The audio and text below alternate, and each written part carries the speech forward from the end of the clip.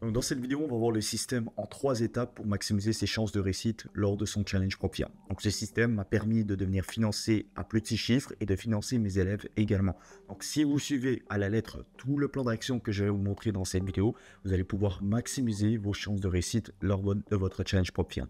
Encore une fois, n'attendez-vous pas à une recette miracle qui vous permettra à un instant T de devenir financé. Mais si vous suivez bien ce plan d'action que je vais vous montrer, je vous garantis que vous allez avoir des résultats lors de votre challenge. Donc on est tout de suite parti. Encore une fois, ce sont tout simplement ici des résultats de mes élèves dans lesquels j'ai pu aider en coaching one-to-one à devenir financé. Et j'ai d'ailleurs mon tout dernier élève, tout simplement Léo, qui a reçu son premier payout à 6 688 € sur un challenge à 80 000 €. Donc pour vous dire que la méthode que je vais vous montrer aujourd'hui, le plan d'action que vous allez pouvoir en mettre en place dès la fin de cette vidéo, fonctionne vraiment et je vous garantis que si vous faites le travail nécessaire, vous aurez des résultats. Donc restez bien jusqu'à la fin de la vidéo, c'est très important parce que je veux vraiment vous donner des informations cruciales, actionnables dès la fin de cette vidéo. Encore une fois, si le contenu vous plaît, mettez le petit pouce bleu et si vous avez des questions, venez m'écrire directement en commentaire de cette vidéo, ça me fera plaisir de vous répondre. On est tout de suite parti, donc dans cette vidéo, on va voir ensemble comment réussir ton challenge propre firme en 3 étapes simples. Comment faire un vrai bilan de ton trading pour identifier ce qui fonctionne et ce qui freine. Et du coup, comment construire un plan de trading clair, structuré pour exécuter sans douter. Et finalement, on verra comment mettre en place une routine simple et efficace pour rester constant du début à la fin du challenge. Donc on parlera un petit peu du mindset bien évidemment. Et tout au long de la vidéo, je vous donnerai des bonus, donc des cadeaux gratuits. Donc c'est important de regarder toute la vidéo en entièreté. Si vous regardez juste les parties qui sont importantes, qui vous intéressent, vous allez manquer beaucoup d'informations pertinentes. L'étape numéro 1, les amis, donc faire un vrai bilan. Ce que je veux dire par là, c'est que l'objectif, ça sera que tu puisses revoir tes 20 à derniers trades pour identifier du coup ce qui fonctionne et ce qui te freine.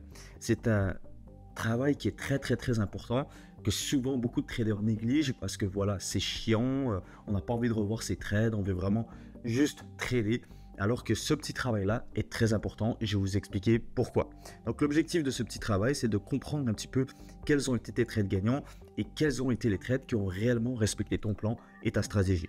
Donc tu vas pouvoir repérer quel trade perdant est évitable parce que parmi tes 20 ou derniers 30 trades, je suis sûr à 100% qu'il y a quelques trades que tu as pris qui étaient vraiment évitables, que tu as pris par exemple sur le coup des émotions, des sensations ou qui ne respectaient tout simplement pas ton plan trading.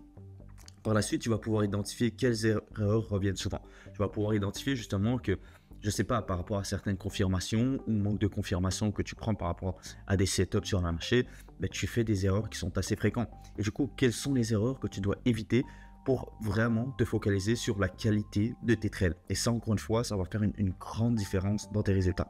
Est-ce que tu respectes vraiment ton plan? Est-ce que tous les setups que tu as pris sur le marché respecter à la lettre ton plan de trading?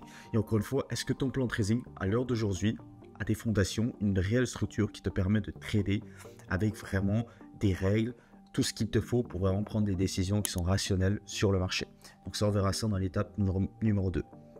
Encore une fois, en faisant tout ce travail-là et en répondant à cette question, tu vas pouvoir comprendre qu'est-ce que tu dois continuer de développer dans ton trading. Est-ce que c'est la gestion du risque? Est-ce que c'est la psychologie? Est-ce que ce sont les points d'entrée?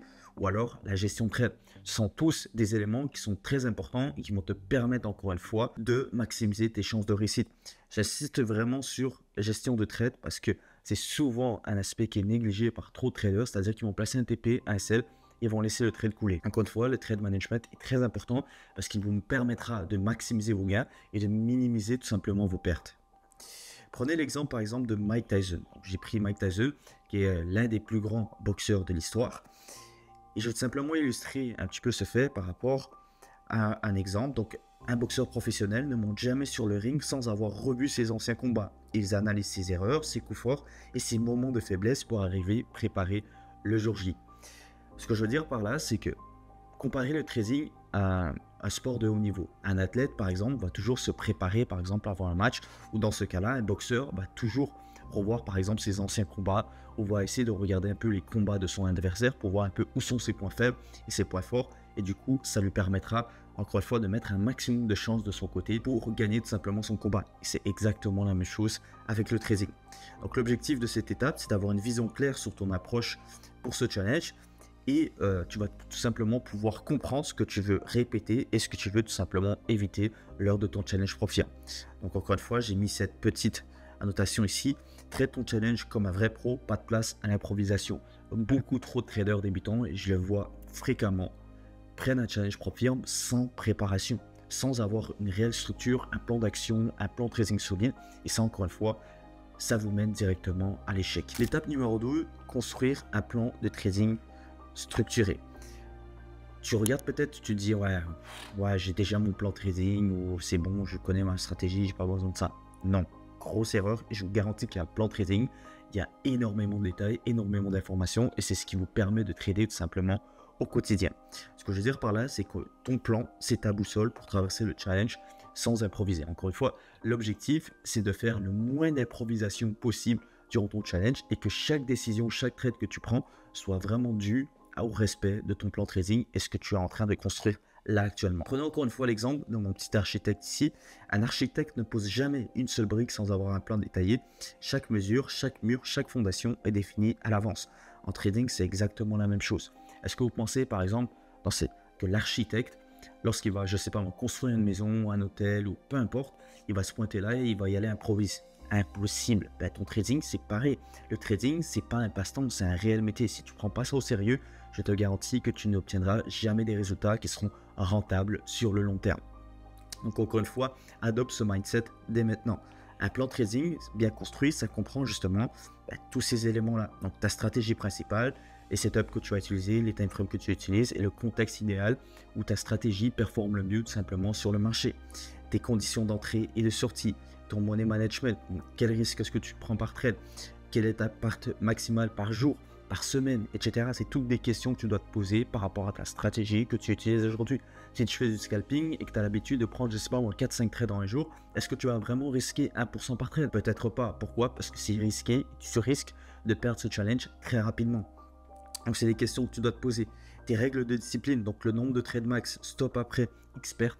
Donc tu te connais toi-même en tant que trader, tu sais qu'est-ce que tu fais sur le marché, les décisions que tu ne dois pas prendre, et du coup, quelles sont les règles que tu peux mettre en place dès maintenant avant d'aborder ce challenge qui te permettront de vraiment, encore une fois, focaliser sur la qualité de tes trades et vraiment focaliser de prendre des trades qui respecteront encore une fois uniquement ton plan trading et pas encore une fois sur les sensations ou les émotions ou ton ressenti sur le marché tout simplement. Encore une fois, construis vraiment une routine quotidienne de préparation. Donc, par exemple, une routine pré-trade et post-trade. Qu'est-ce que tu fais, par exemple, avant de commencer ta session de trading et après, tout simplement, l'avoir terminée. Donc, l'objectif, encore une fois, de cette étape, c'est de ne plus trader au feeling, d'appliquer ton plan comme un pro et te protéger émotionnellement grâce à un cadre solide. Encore une fois, prenez votre temps pour construire votre plan de trading. C'est pas quelque chose qui se fait du jour au lendemain. Et si vous prenez le temps de bien construire ça, vous allez commencer votre challenge avec beaucoup plus de confiance et de sérénité parce que vous aurez vraiment un vrai plan d'action sur laquelle vous appuyez. Étape numéro 3, adopter le bon mindset pendant le challenge. Ce que je veux dire par là, c'est gérer ses émotions, rester lucide et exécuter du coup sans pression. Prenez par exemple l'exemple de l'un des plus grands entrepreneurs qui a jamais existé, Steve Jobs. Steve Jobs répétait toujours que la clarté mentale venait du fait d'éliminer le bruit. Ceux qui réussissent ne sont pas le plus émotifs, mais ceux qui exécutent avec calme, focus et patience. Et c'est exactement ça en trading, c'est-à-dire que chaque décision que vous devez prendre, vous devez le prendre avec calme, focus et surtout patience. Il ne faut pas s'attarder sur tous les trades possibles en une journée. Non, focalisez-vous uniquement sur la qualité de vos trades. Soyez patient. Respectez votre plan trading et c'est ce qui vous mènera justement à des trades plus qualitatifs et à des meilleurs résultats tout simplement. Donc en trading, adopte le même mindset. Garde ton calme après une perte. Respire avant de reprendre un trade. Si tu prends une perte, c'est pas la fin du monde. Et c'est pas de redoubler ton risque pour essayer de récupérer ta perte parce qu'encore une fois, tu vas t'enfoncer encore plus rapidement. Reviens toujours à ton plan, jamais à ton ego. Donc respecte toujours ton plan trading et n'essaie pas de croire que tu es capable de tout analyser sur le marché et de tout comprendre ce qui se passe. Non, respecte ton plan trading et encore une fois, en respectant ton plan, tu vas maximiser tes chances de réussite. N'essaie pas de récupérer, exécute ce qui est prévu et accepte que tout ne sera pas parfait. Reste focus sur l'ensemble du challenge. Encore une fois, ton challenge, c'est pas un sprint, c'est un marathon. Prends ton temps. Je vois trop de traders qui veulent réussir le challenge trop rapidement et du coup, ça leur mène droit à l'échec parce qu'ils vont commencer très fort, ils vont voir par exemple qu'ils sont dans une période de drawdown, vont mal gérer leur drawdown et vont tout simplement échouer au final leur challenge. Soyez lucide, respectez votre plan, soyez rigoureux par rapport à tout ce que vous allez mettre en place. Et je vous garantis encore une fois que vous allez maximiser vos chances de réussite. Encore une fois, réussir un challenge Propium, ce n'est pas facile. C'est pas encore une fois sorcier, parce que si vous mettez en place tout ça, vous êtes discipliné par rapport à ce que vous faites, vous allez pouvoir maximiser vos chances de réussite. Encore une fois, si tu as regardé la vidéo jusqu'ici, c'est que tu es vraiment un trader discipliné, très sérieux par rapport à ton trading et que tu souhaites justement valider ton challenge.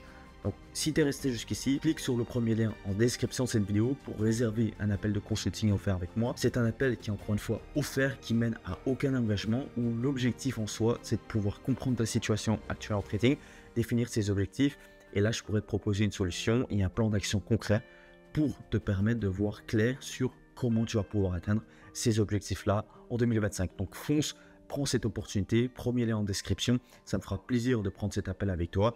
Et sur ce, j'espère que cette vidéo t'aura beaucoup plu, qu'elle t'aura apporté beaucoup de valeur. N'hésite pas à lâcher le petit pouce bleu, à mettre un commentaire si tu as des questions. Et je te dis du coup à très bientôt pour une prochaine vidéo. C'était Henri. Ciao.